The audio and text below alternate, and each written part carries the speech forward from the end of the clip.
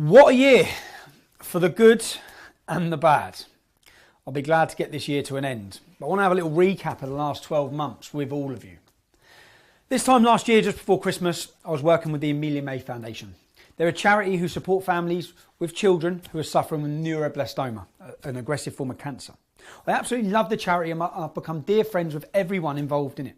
If you want to support a cause where every single person is a volunteer, there's no CEOs taking big, massive salaries. 100% of all the money goes to the children. Please check them out. Kev and I were busy helping deliver Christmas presents for some of the sick children and their siblings. During that, I was absolutely touched by the story of a young boy called Dylan Day. Over the last 12, 24 months, I've become friends with this family. He's a young child who's suffering with an aggressive cancer. His family are trying to raise money or funds to go to Disneyland with all of their family. I decided to donate the proceeds from my book launch for Muhammad's Quran to pay for a once-in-a-lifetime trip for that family. All of you, every one of you who purchased tickets at book launch in Manchester that was subsequently cancelled for the deplatforming, every one of you, you helped send Dylan's family to Disneyland, Florida, and you helped give them everlasting memories. So a personal thank you again to all of you who supported that. At the start of the year, I could see public opinion was changing. People were starting to see through the lying mainstream media, the prostitutes and the establishment smears. I released a video stating that I was a bit nervous about what the government and the establishment would do next. Because no matter what lies, no matter the labelling, the smear tactics they've tried, it seems to have had the opposite effect. I predicted they would try and remove me from the public space by any means possible. So then they could effectively remove a thorn in their side. Someone who keeps highlighting the corruption and the cover-ups of the elite. It would then give them the opportunity to write whatever they want about me with no form of reply. And to be honest, it's quite scary just how true that prediction turned out to be. What's also scary is the lines that the establishment will cross in order to shut me down. It started by Twitter. I'm still angry about my Twitter account. It started by Twitter removing my verification. Then they limited my account for quoting the same fact about Muslim Pakistani rape gangs that our Home Secretary, Sajid Javid, exactly the same fact that he shared on BBC News. Twitter then removed my account altogether under their made-up hate speech rules, saying that nearly 90% of all street grooming gang convictions in the UK are Muslim men. That's a fact. So I stated a fact and I was removed for hate speech. Since when did facts become hate speech? Since now, the era we're in now. That's the reality we're at. Due to Twitter shutting down my free speech, I had agreed to be interviewed by two journalists, Lauren Southern, Brittany Pettibone, one from Canada, one from America. They were due to fly in to interview me for their online YouTube channels. Unbelievably, the Home Office decided to illegally detain a Canadian and US citizen under terrorism legislation. Brittany and her partner Martin were held in a detention centre and deported from our country. It's amazing what our government can do to these two young Christian ladies with no criminal record. But they allow hate preacher after hate preacher, jihadi after jihadi to pour into our country and then go on to commit acts of terrorism. We had thousands turn out at Speaker's Corner with just 4 days' notice to protest at the increasing removal of our free speech by the establishment and the left-wing big tech firms in Silicon Valley. I then decided to travel to Italy after the election, an election that saw the left booted from power. It was a historic moment in Italian politics. I wanted to understand why. Look, Salvini is now one of the lead figures, political figures in Europe, with the hugest approval rates by his people. Whilst I was there, I watched a news clip from Italy, where a young female reporter was reporting on the impact of the influx of migrants pouring into Italy and what had been claimed to be no-go zones for locals due to the violent behaviour of those migrants. During her live report, she was attacked and she was dragged down the street by her hair by one of those very migrants. Stati aggrediti. Che succede, Francesca? Francesca? Ci hanno aggrediti, Nicola. Beh, ma tu vattene via, non te ne Nicola, preoccupare. non so se mi senti, ci hanno aggrediti. Francesca. Ma cosa vuoi? Ma cosa vuoi? I decided to visit this no-go zone to see for myself. Funnily enough, not long after I got there, some migrants started getting quite aggressive with myself and my cameraman, telling him he was not allowed to film. Clearly they didn't want anyone filming.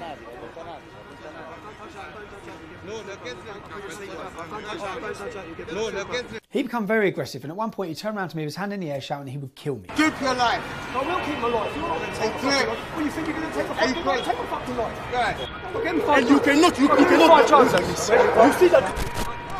And you cannot, you You take him away. Okay. One way this is going to go, you're going to end up knocked out unconscious.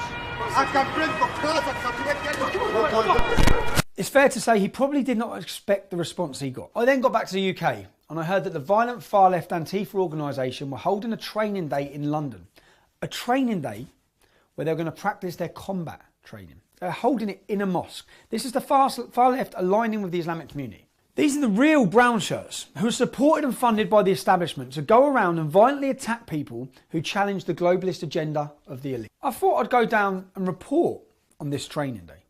I just stopped off with the camera team to get some lunch first when I was attacked by 7 members of Antifa, or followers of Antifa, wearing masks. Middle-class, liberal soy boys couldn't fight their way out of a paper bag. But with our corrupt police system, 7 masked men can attack Tommy Robinson, kicking him to the ground in broad daylight, attack a female, my partner who's working with me, attack her and beat her to the ground in broad daylight, on CCTV, and the police have made not one single arrest. I've provided the police with hundreds of online threats to murder me, to murder my family, to rape my family. They've not made one arrest. Someone says something mean on Twitter about Islam, and their doors are kicked off the next day. The 2-tier policing system is there for everyone to view. Now, since I started my activism in 2009, I've been raising the alarm about this rape jihad phenomenon that is pretty much in every major town and city in our country. When we started raising this topic, we were slapped down with the racist tag. They said we were just fear-mongering. When Andrew Norfolk of The Times finally plucked up the courage to print what they all knew was happening, these journalists knew it was happening, he wins an award for courageous journalism. He actually states on a video that he knew for a long time that this was going on with these children. He never reported it, he knew. But in the end he had to. Because he had to take it back from the far right being us. Ordinary fathers, ordinary family members who are fed up of watching our girls be abused in our towns and cities. He actually quotes that he was taking it back from us who were spreading fear through our demonstrations. I said to myself, when I get back to Leeds, I'm going to check. And if these 9 men are Muslim names, then I've got to get over my fear that this is a story it's impossible to cover because it is the far right's dream story. Innocent white girls, evil, dark-skinned men. How do you cover that? That's the only reason he reported on it. I first mentioned these Muslim grooming gangs in a public demonstration in an EDL demo in 2010. You can watch it on YouTube, EDL demo in Leicester.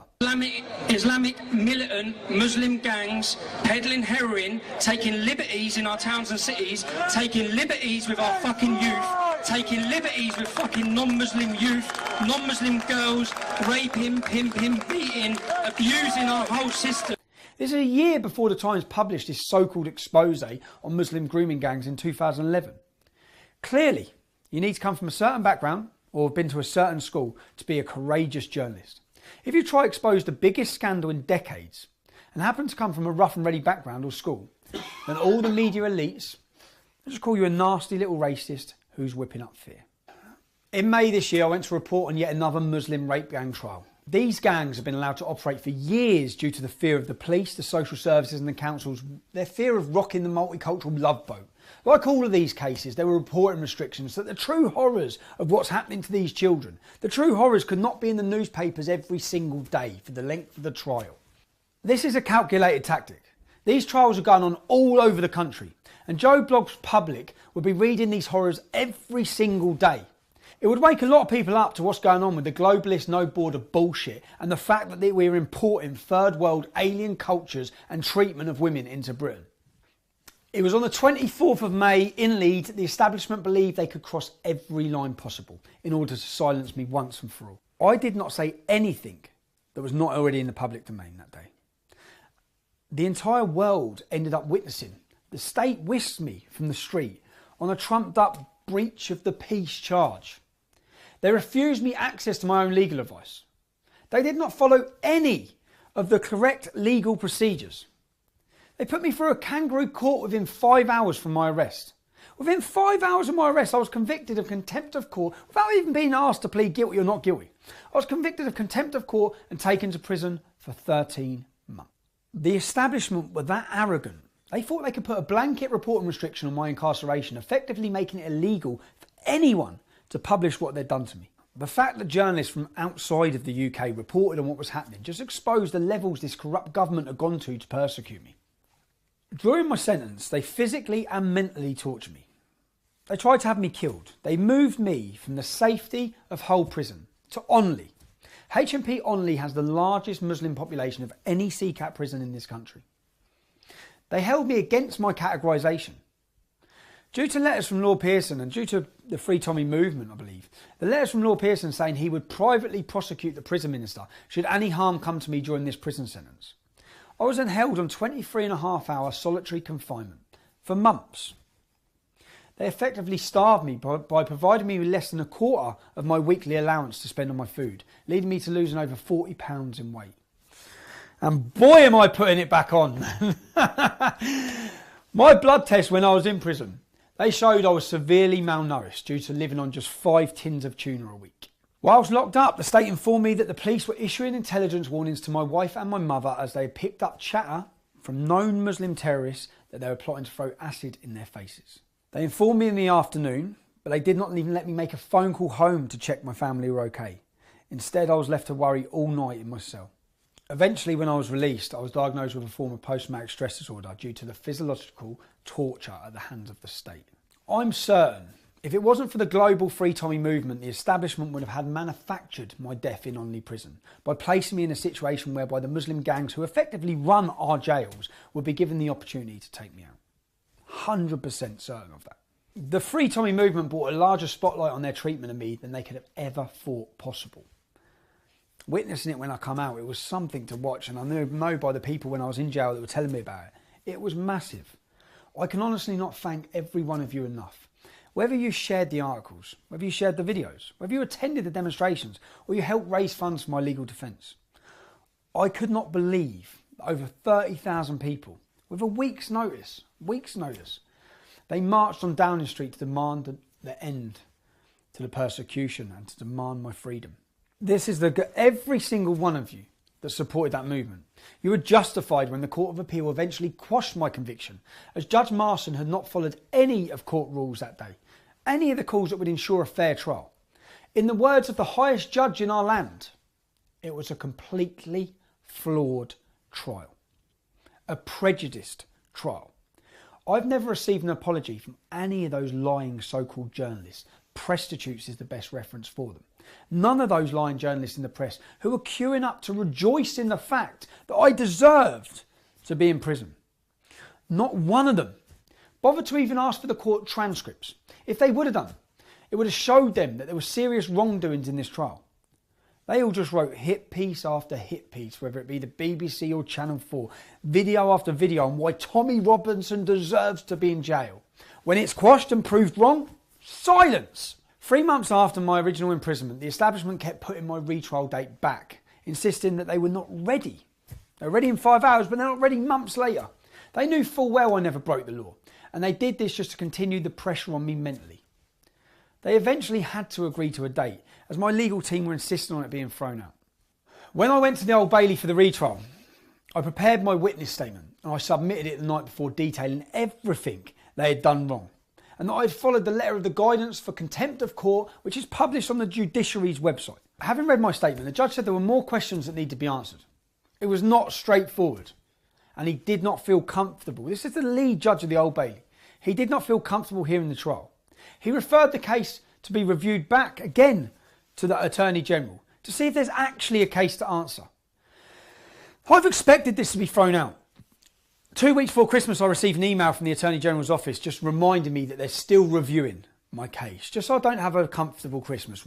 We still might be bringing you back to prosecute. I believe this is to prolong the uncertainty and to cause worry to me and my family. It was one of the best moments in my life.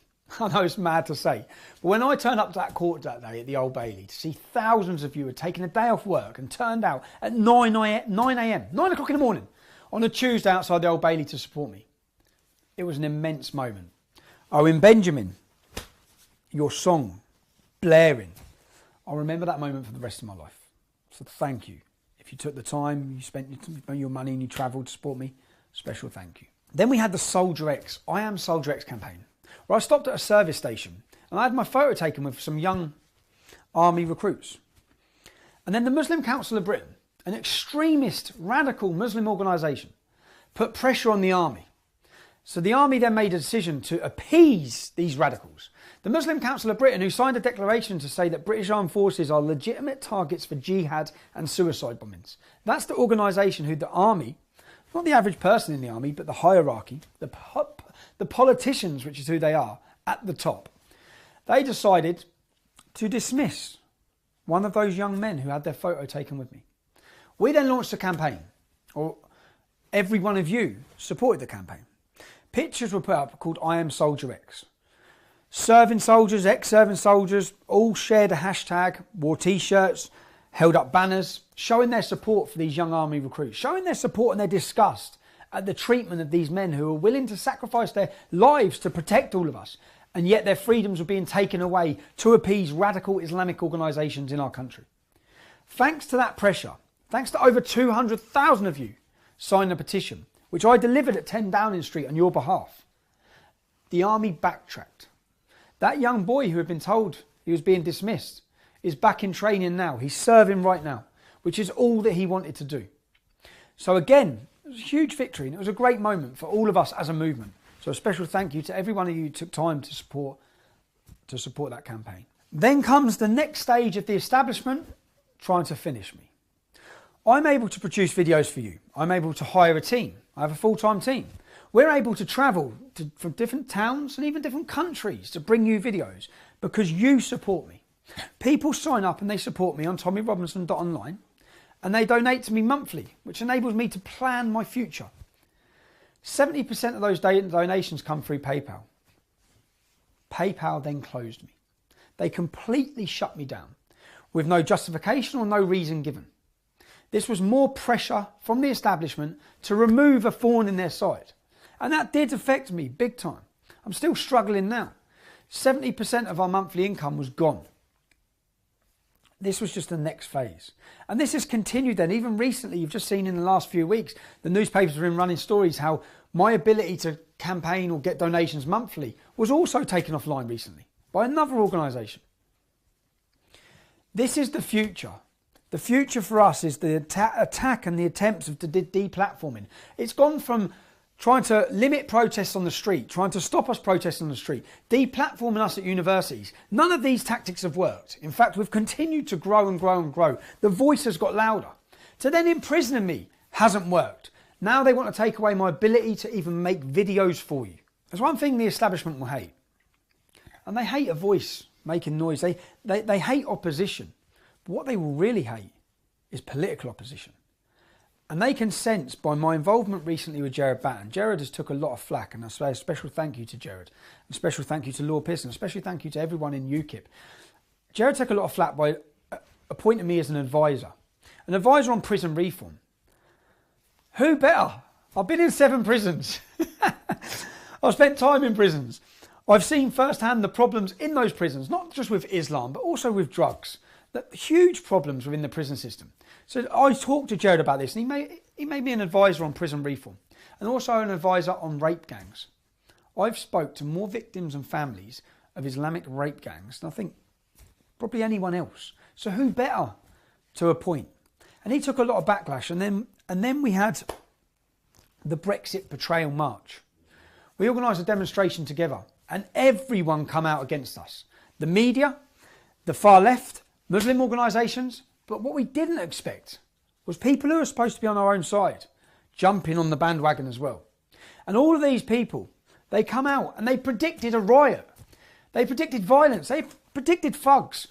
And what I'm glad about is that every single one of you who have attended any of these events that I've hosted, whether it be the Day for Freedom, whether it be outside my court case, whether it be Brexit Betrayal, you've seen and met the people, the best of Britain. Great, decent, hard-working British people. Nothing like what the media portrayal is.